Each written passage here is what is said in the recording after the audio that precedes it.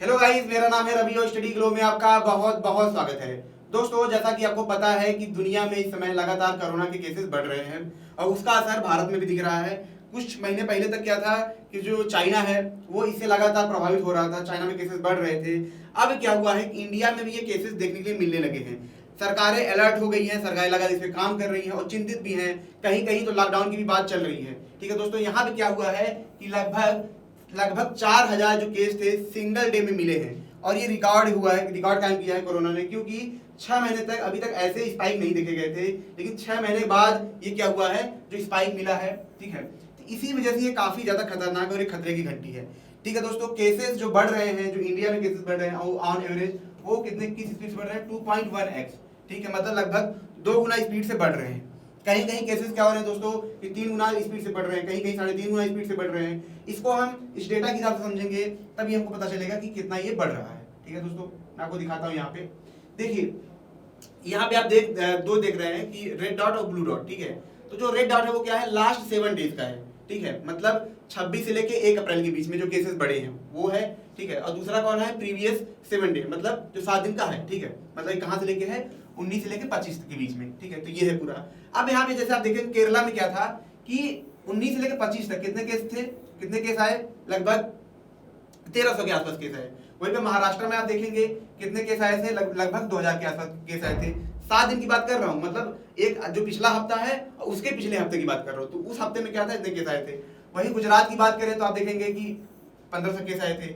दिल्ली की बात करें तो यहाँ पे कितने आए थे, 681 केस आए थे। ठीक है, कर्नाटका की बात करें, ठीक है, कितने आए थे यहाँ पे, 764। हिमाचल प्रदेश की बात करें तो यहाँ पे कितने थे, 409 थे। ठीक है, और आर ओवर में इंडिया की बात करें तो 19 से लेकर 25 के बीच में कितना था, यहाँ पे आप देखेंगे लगभग 9000 के आसपास केस था। अब क्या होता है, ठीक है, देखिए इसी तरह जब केस बढ़ रहे थे तो गवर्नमेंट अलर्ट हो रही थी। ठीक है, अलर्ट हो रही थी, लगा तो परेशान भी थी और मतलब लग रहा था लोगों को कि हाँ केसेस बढ़ रहे हैं, लेकिन इतना डर नहीं था क्योंकि इतने केसेस बढ़ रहे थे। फिर क्या होता है कि जब अगले जो उसका अगला सप्ताह आता है, ठीक है, यहाँ पे आप देखेंगे 26 मार्च से लेके 1 अप्रैल के बीच में, यहाँ पे क्या होता है कि यहाँ पे केसेस बहुत तेजी से बढ़ना शुरू हो जाते हैं।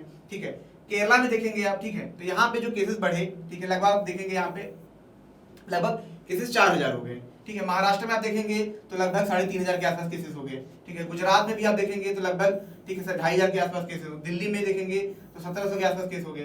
कर्नाटका में देखेंगे तो लगभग 1500 के आसपास केस हो गए। ठीक है, हिमाचल प्रदेश में देखेंगे लगभग 1100 के आसपास केस हो गए। मतलब आप देखेंगे कि डबल ट्रिपल के हिसाब से केस बढ़ रहा है। वहीं अगर आल ओवर इंडिया की हम बात करें, उसको पूरा मेजर कर लें तो यहाँ पे आप देखेंगे लगभग ये कितना है, लगभग 40-50 हजार के आसपास ये है। ठीक है, तो यहाँ पे केसेस इस हिसाब से बढ़ रहे हैं।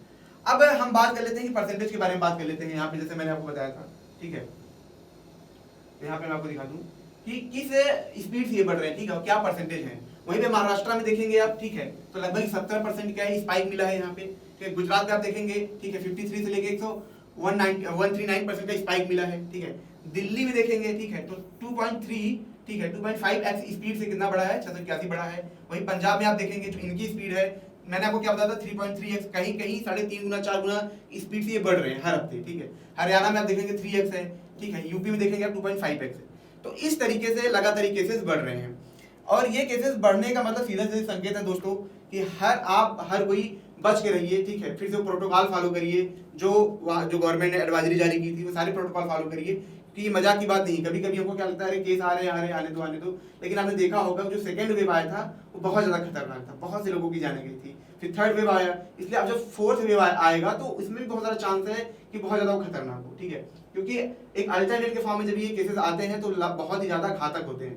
तो जो सारी एडवाइजरी है हम उसको फॉलो करें। ठीक है, सारी चीजों को हम फॉलो करें ताकि हमको कोई प्रॉब्लम ना हो सके, क्योंकि प्रॉब्लम तो आपको होगी ही होगी, लेकिन आपकी वजह से अगर आप एडवाइजरी जो प्रोटोकॉल को फॉलो नहीं करेंगे, ठीक है, सैनिटाइज ये सब चीजों को बच के नहीं रहेंगे, तो चीजें आपको भी हो सकती है, साथ ही साथ दूसरों को भी हो सकती है, क्योंकि ये कहाँ कहाँ तक फैला है अभी किसी को नहीं पता। ये तो धीरे धीरे केसेस जब जांच होगी तब हमको पता चलेगा कि कितने केसेस फैले या नहीं है। ठीक है, क्योंकि बहुत से लोगों ने वैक्सीन लगाया था लेकिन देखने के लिए मिल रहा है कि वैक्सीन काम नहीं कर रही है। इसका मतलब जो कोरोना है वो म्यूटेट कर गया है। और इसमें मैं आपको ये भी बता दूं, सिर्फ कोरोना की बात नहीं है। ठीक है, इसमें जो इन्फ्लुएंजा निकला है H3N1 ऐसे करके, जो इन्फ्लुएंजा है उसका भी बहुत बड़ा एक रूप है, वो भी काफी ज्यादा तेजी से फैल रहा है। तो अभी तक ये भी नहीं कहते सिर्फ कोविड की वजह से, बहुत सारे केसेस इन्फ्लुएंजा की वजह से भी आ रहे हैं। ठीक है, तो ये तो आगे चल के पता चलेगा क्या है, लेकिन अभी फिलहाल यही है कि हम आप जितना मिल के बचाएंगे उतना ही ज्यादा हम कोरोना को रोक सकते हैं। तो दोस्तों छोटा सा लेक्चर था जिसपे हमने जाना कि किस तरीके से जो कोरोना की स्पाइक से बहुत तेजी से फैल रहे हैं। अगर ये लेक्चर आपको अच्छा लगा हो तो इसे लाइक करें, कमेंट करें, शेयर जरूर करें। मिलते हैं नेक्स्ट लेक्चर में। Thank you so much.